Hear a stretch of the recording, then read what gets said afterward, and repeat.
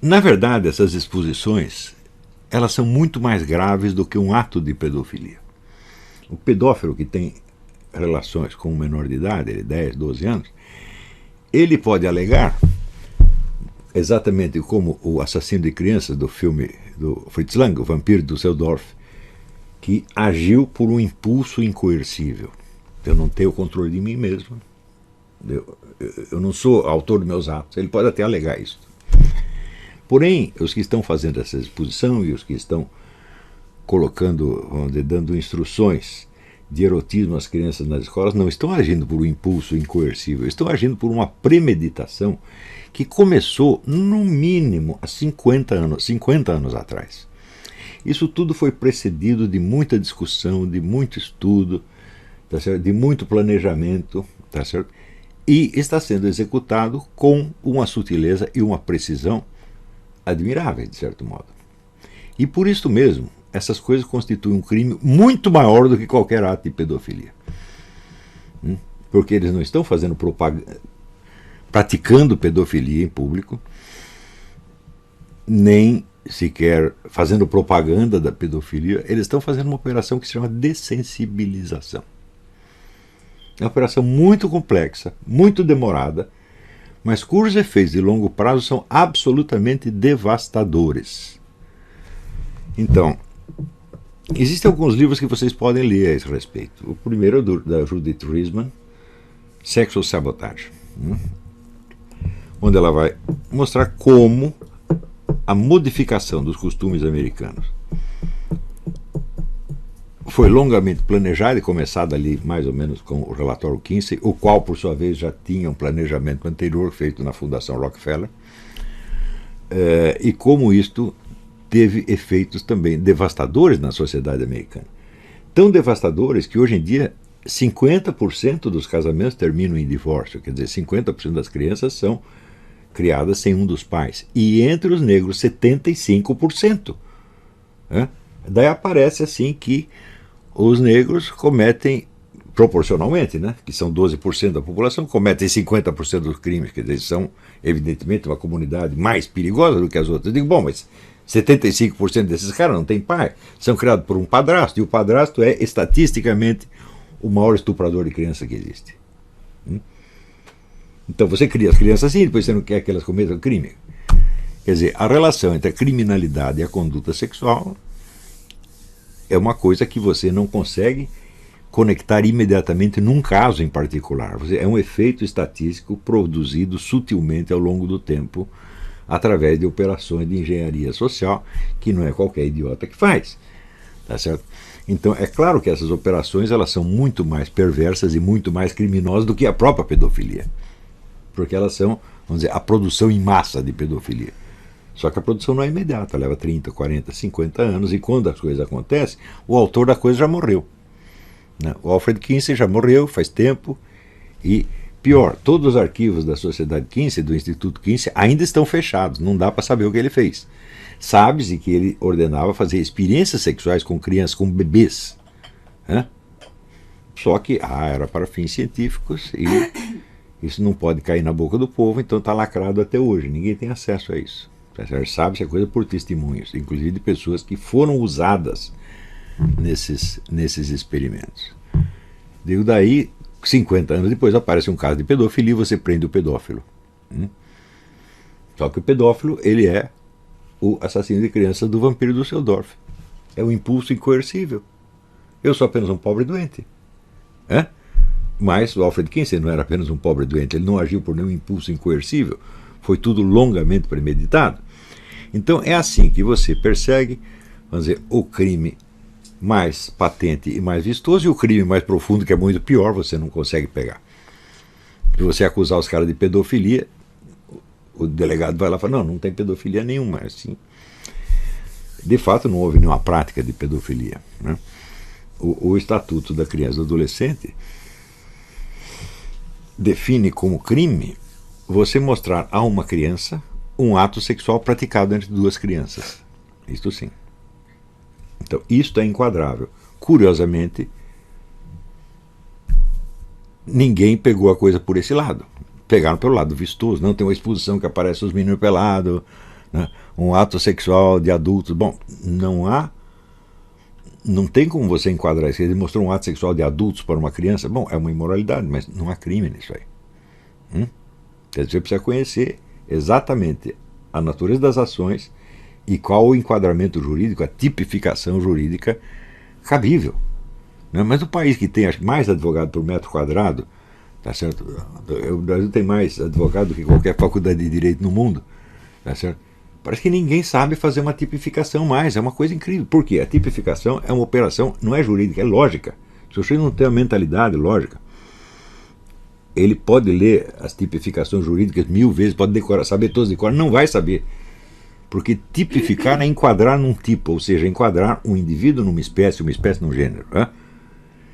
Se o indivíduo, desde o início da sua formação, ele perdeu o instinto lógico, eu acredito claramente que a lógica é um instinto, e já vou explicar por quê. Se ele perde isso, ou se isso vamos dizer, deprimido, né, debilitado no indivíduo desde o ensino primário, ele pode tirar quantos diplomas de direito ele queira, não vai conseguir enquadrar coisíssima nenhuma. E é o que acontece hoje, tá certo? Então, estou recomendando alguns livros. O segundo livro é o do livro do E. Michael Jones, Libido Dominandi. Esse é um estudo sobre a relação entre poder autoritário e liberdade sexual. Ele mostra que ao longo da história existe sempre um jogo dessas duas coisas. Né? Quarto livro do Randy Engel, The Rite of Sodomy. Rite é rito, R-I-T-E, The Rite of Sodomy.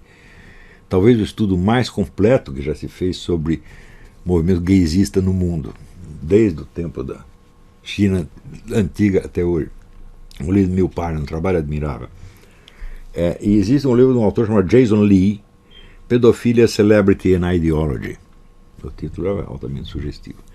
Mas se vocês querem saber onde essas coisas começaram, vocês têm que começar por ler o Manifesto Gay de 1986, onde os líderes gaysistas americanos prometem aos casais héteros: nós vamos sodomizar os seus filhos. Isso está dito na primeira linha. 1986. Quantos anos vocês tinham em 1986? A maioria não tinha nascido. Esse pessoal que está aí protestando na frente do MASP e tal, quantos anos eles tinham em 1986? Nem tinham nascido. E os caras já estavam pensando. Isso aí. Outra coisa importante é esse aqui. Tony Diver, L'Enfant au Masculin. Né? A criança no masculino. Este é um líder gaysista francês que em 1980, partindo do raciocínio gaysista, chegava na liberação da pedofilia. Portanto, dizer, não, você associar o homossexualismo com pedofilia é uma sacanagem da direita, etc. Não, foram vocês que associaram, foram os seus líderes que começaram fazendo isso na década de 80. Eu, na verdade, não sei, eu não estudei estatisticamente a coisa para saber quantos pedófilos são homossexuais, quantos são héteros, mas eu sei que a ideia foram vocês que lançaram. Não é isso? Ademais, nós temos um documento fabuloso, que são as memórias de André Gide, Se le grand ne meurt, se o grão não morre, que é uma frase da Bíblia, onde ele conta as suas aventuras vividas junto com Oscar Wilde na Argélia, aventuras menos de homossexual que de pedófilo. Eles iam lá especialmente para pegar menininhos que ali custavam barato. Ali a Argélia era, para os pedófilos franceses, era o Jardim das Delícias. Então, vocês devem ler este livro. Vocês veem que ali o André Gide, ele até tinha certos dramas de consciência por causa disso, mas Oscar Wilde não. Oscar Wilde estava achando tudo uma verdadeira maravilha, estava se divertindo a valer. Né? Então, note bem que André Gide foi o primeiro grande teórico gaysista do mundo, ocidental, pelo menos na fase moderna. Claro, em outras épocas houve outras. Também você não pode esquecer que a pedofilia é um dos hábitos mais antigos da humanidade. Isso, por exemplo, na China, durante 5.000 anos, foi uma coisa comum as famílias venderem as suas crianças para ricos pedófilos. E ninguém via nisso nada demais. Tá certo? Muitas vezes, esses meninos eram castrados para poder servir de repasto aos pedófilos ricos.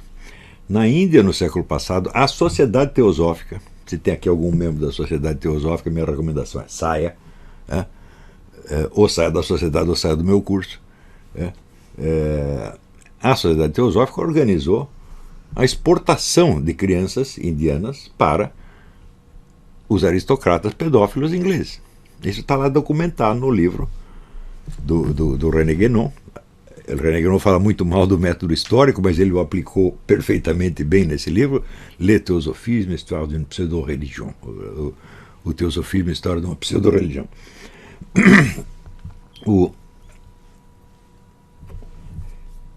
E na Grécia e Roma, isso foi um hábito bastante disseminado, nunca aceito oficialmente, tá certo? Mas amplamente disseminado nas classes altas. Mas para entender isso, você tem que pensar uma outra coisa. A ideia, vamos dizer, do sexo na Roma e Grécia era muito diferente do que nós temos hoje. Nós vemos no sexo, sobretudo, uma diferenciação anatômica. Nós fomos habituados a isso por 2000 anos de cristianismo, casamento entre homem e mulher, etc, etc. E ali a diferença principal não era entre homem e mulher, era entre o possuidor e o possuído. Ou seja, neste ponto nós teríamos que concordar com Michel Foucault e dizer que no ato sexual havia uma relação de dominação. Isto é no mundo inteiro, e você observa isso entre as espécies animais. Você observa, por exemplo, os macacos bonobos.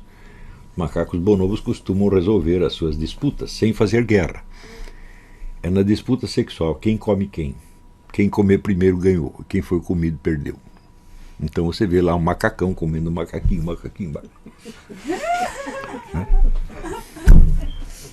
Então, vamos dizer, o sexo como dominação é um fato da natureza. Nós podemos não querer ver isto. Mas veja, na relação entre um homem e uma mulher, você tem um órgão penetrante e você tem um orifício penetrado. Ou seja, o homem remexe o organismo da mulher por dentro. E por mais que o cinema mostre as mulheres dançando em cima dos homens, a relação continua sendo de domínio. Isso é uma coisa óbvia. Tá certo? Uma coisa é você remexer o corpo do outro, outra coisa é você ter o seu corpo remexido. Tão remexido que você pode ficar grávida, a sua vida vai ser todinha alterada. O homem teve ali por quanto tempo? 1 minuto, 2 minutos. Mudou a sua vida para sempre. E ele pode fazer o quê? Ele faz as malas e vai embora e deixa você ali. O Goethe, quando alguma mulher se comportava mal, era muito metida, ele falava, essa aí tem que ser engravidada e abandonada. Eu não sei se ele chegou a fazer isso com alguém, mas ele tinha essa ideia, falava, essa aí merece. Então, houve algum homem que foi engravidado e abandonado pela mulher? Isso nunca aconteceu. Não é isso? Houve algum homem que foi estuprado por alguma mulher? É muito difícil, né? Porque se a mulher atacar você de maneira muito agressiva, como é que você vai ter ereção? Você está aterrorizado ali. Né? Então, isso quer dizer que o ato sexual é também um ato de dominação. E não tem como negar isso aí. Né? E é por isto mesmo, tá certo, que a sociedade, ela aos poucos foi entendendo que o homem que tinha relação sexual com a mulher contraía uma obrigação com ela. Né? Obrigação, em primeiro lugar, de gratidão. Por quê? Você foi o dominador, tá certo? Você reduziu a mulher a esta condição, vamos dizer, de abrir as pernas, deixar-se penetrar, você remexer os órgãos dela por dentro, tá certo? E você sai ali todo bonito e gostoso e não deve nada, o que é isto? Né? Então ele contrai automaticamente uma obrigação, tá certo? E ela, o que ela vai fazer para se vingar dele? Vai lhe dar um filho, porra. Quer dizer, a mulher é dominada, e ainda devolve um presente para o homem. Agora, ele pode não considerar um presente, ele pode achar apenas que é uma fonte de dívidas e preferir dar no pé. Então, vamos dizer, a relação de dominação está efetivamente presente em todo ato sexual. Tá certo? E, se for uma relação homossexual, também. Porque um vai comer e o outro vai ser comido. É impossível os dois fazerem a mesma coisa ao mesmo tempo. Eles podem até brincar, é o que se chamava troca-troca, né? Mas cada um vai desempenhar o seu papel, né? Tem até uma piada horrorosa que me contaram, que eu não vou contar a piada, só mencionar. Do jeito que foi parar na cadeia, chegou na cadeia, tinha um negão de 2 metros de altura, e eles combinaram: não, aqui nós vamos ter que quebrar o nosso galho. Um dia eu sou homem, você é mulher, no dia seguinte a gente inverte. Não conta o resto da piada. Tá certo? Então,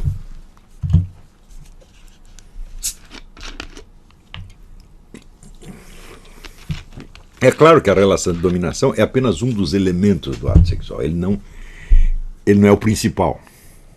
Existe um lado estético. Existe um lado de consolação mútua. Simplesmente você tocar, aconchegar, etc. Tem isso também. Isso é uma motivação. Existem muitas outras motivações, muitos outros elementos. Mas o elemento de dominação está presente e ele pode, em certas circunstâncias, se tornar predominante. E na cultura greco-romana ele era o predominante. Então, o dono do órgão penetrante se tornava automaticamente o senhor e dominador da pessoa penetrada, tendo com ela, se fosse uma mulher, a autoridade do pater familias, autoridade que era tão grande que ele podia mandar matar os próprios filhos. Era legal em Roma isso aí. Esse filho eu não quero, manda matar. Exatamente como entre os índios do Xingu, não quero, enterra vivo. Para você ver a extensão da autoridade do homem. Também se considerava o seguinte, que o homem romano, o homem da classe alta romano, ele tinha a obrigação de ser um sujeito educado, culto, racional, premeditado, senhor da sua vida. E as mulheres tinham o direito de ser completamente loucas, de ter chilique, etc., porque ninguém contava com elas e ninguém levava a opinião delas a sério. Então, a relação de domínio estava mais do que marcada, tá certo? Essa relação de domínio, ela é impossível de eliminar numa relação sexual. Impossível. Nenhuma relação... a única relação sexual igualitária que existe é a relação lésbica. Entre um homem e uma mulher não é possível, né? Duas mulheres lésbicas, elas podem fazer uma com a outra exatamente a mesma coisa ao mesmo tempo. 2 homens não podem fazer. E um homem e uma mulher também não podem fazer. Entenderam o que eu quis dizer? Então, a única relação sexual democrática que existe é o lesbianismo. O resto é tudo aristocrático. Ou oligárquico, ou ditatorial, como queiram chamar, né? Então, esta desproporção, que é não só uma desproporção de força física entre o homem e a mulher, mas também a desproporção entre o órgão penetrante e o órgão penetrado, tá certo? E o fato de que o homem sai livre e solto após o ato sexual e a mulher pode ter uma gravidez que vai mudar o resto da vida dela. Tudo isso faz com que esse elemento de dominação não seja afastável, não se pode eliminá-lo, tá certo? Também não se pode neutralizá-lo. O que se pode fazer é equilibrá-lo por meios sociais e culturais. Por exemplo, educando os homens para que assumam a responsabilidade pelas mulheres que eles comeram. E isso de fato aconteceu ao longo da história. Você tem aí milênios de legislação em favor da mulher, milênios de educação cristã, etc, etc, etc. Tá certo?